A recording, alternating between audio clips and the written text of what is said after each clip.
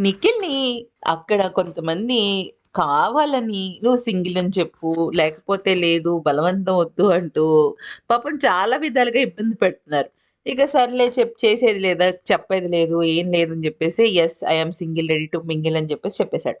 అయితే ఈ ఈ స్టార్ మా ఆదివారం ఫంక్షన్‌లో ఒక విచిత్రమైన సంఘటనలు జరిగిపోతున్నాయి. మనందరికీ ప్రోమోలో చూపించిందేంటంటే ఒక మైండ్ రీడర్, ఒక సైకాలజిస్ట్ మనసుని గట్టిగా తలుచుకుని నిఖిల్‌ని, అటు యష్మిని ఇద్దరిని కూడా రాయమన్నాడు కదా! అప్పుడు నిఖిల్, యష్మి విషయంలో నిఖిల్ ఏమో వాళ్ళ మదర్ గురించి, యష్మి ఏమో వాళ్ళ ఫాదర్ గురించి రాస్తుంది. అది చాలా క్లియర్‌గా చెప్పడం జరిగింది. ఆ తర్వాత ఈ మైండ్ రీడర్ ఎవరైతే సైకాలజిస్ట్ ఉంటారో ఆయన ఏమంటారంటే, మీరు మీ జీవితంలో ఒక వ్యక్తి కోసం ఎదురు చూస్తున్నారు. ఆ వ్యక్తి ఎవరు అనేది మీరు రాయండి అంటే నిఖిల్ కావ్య పేరు రాస్తాడనమాట.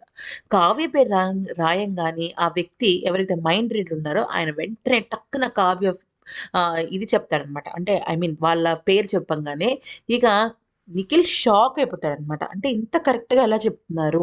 ఇంత ఇదిగా ఎలా చెప్తున్నారు? మా మదర్ పేరు, తర్వాత వాళ్ళకి సంబంధించిన ఒక ఫ్రెండ్ పేరు రాస్తాడు. తర్వాత కావ్య పేరు రాస్తాడనమాట. ఇట్లాగా ఆయన మైండ్ రీడర్‌గా ఎంత గొప్పగా చేశాడంటే నెక్స్ట్ లెవెల్ అనమాట.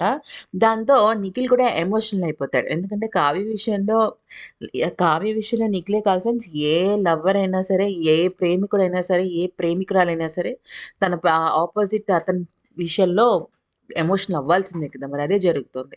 ఈ వీడియో గనుక నచ్చితే లైక్, షేర్ అండ్ సబ్స్క్రైబ్.